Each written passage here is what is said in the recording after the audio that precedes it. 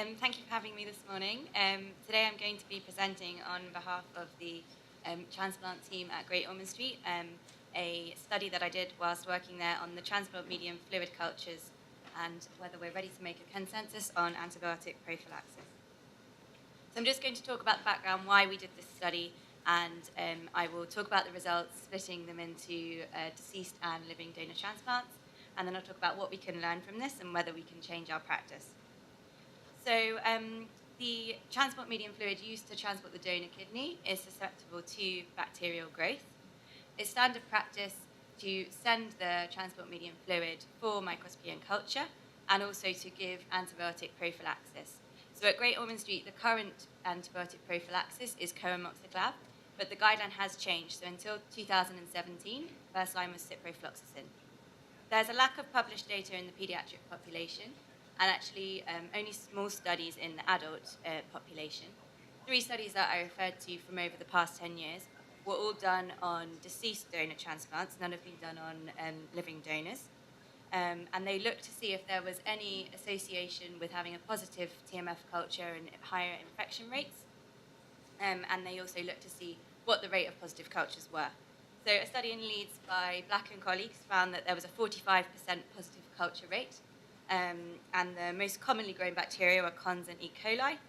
An Italian study by Ranghino and colleagues found a lower positive rate, 34%, and that staphylococci were the most commonly cultured bacteria. And an Irish study by Cotter and colleagues found a much lower positive rate, only 7%, and cons was the most commonly cultured. None of these studies found an association of having a positive culture with an increased infection rate in the post-transplant period, and the study by Black also found no association with delayed graft function. So this was a retrospective study done over a 5-year period. There were 125 pediatric renal transplant recipients at Great Ormond Street. 50 had to be excluded as there was no TMF culture sent, leaving a total of 75 patients. So 27 were deceased donor and 48 were living donor. So beginning with the deceased donor transplant, so 30% of the patients had a positive TMF culture. The majority were a single organism. Only 25% had multiple growth. And this graph shows the type of organisms that were cultured. Coliforms were the most commonly grown at 30%. So looking at the antibiotic prophylaxis, 50% of the organisms grown were sensitive to the antibiotic prophylaxis which was given. And this graph shows which antibiotic prophylaxis was given to the patients with positive cultures. And just of note, the guideline isn't always followed, and that would be due to either previous resistant patterns in patients, allergies, and ultimately it comes down to the discretion of the clinician for each individual patient. For every positive culture, I then went on to look at what the sensitivities were, and found that the antibiotic that the majority were sensitive to was amikacin. 60% of the cultured organisms were sensitive to it, whereas only 30% were sensitive to coamoxiclav and 27% to ciprofloxacin. So this really raises the question, are we using the right antibiotic? If there's low rates of sensitivity to our first-line antibiotics, is there value in giving that, and do we need to think about whether it can be changed? It looked at the rates of UTI in the first month post-transplant. In the positive TMF group, 25% of patients had a UTI, and in the negative group, 63%. So this demonstrates that having a positive TMF culture doesn't put you at increased risk of having a UTI in the initial post-transplant period. Moving on to the liver donor transplants, there was a lower rate of positive culture, as you might expect, 19%. Again, mostly single organism, 22% had multiple growth. And the types of organisms that were grown do differ.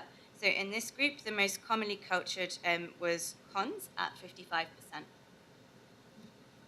The rate of antibiotic sensitivity was lower. Only 36% of the organisms grown were sensitive to the prophylaxis given.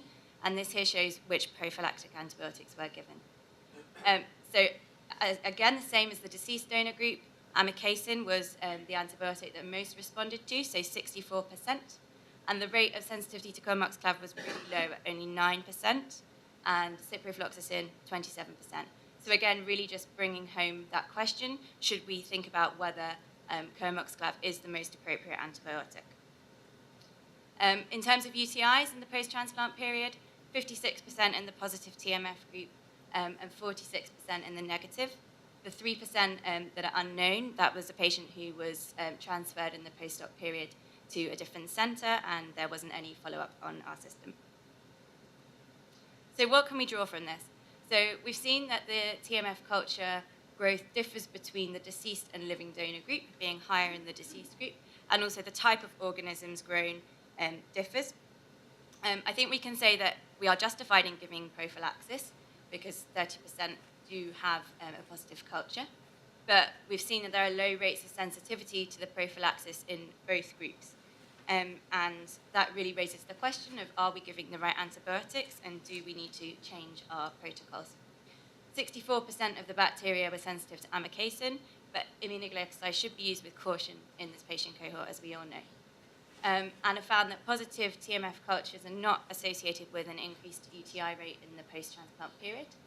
So I'd be really interested to know what you use in your units across the UK and worldwide, and question whether we could make a consensus on prophylaxis, which we use, and whether we need to change our guidelines. Thank you very much. Thank you, Danielle.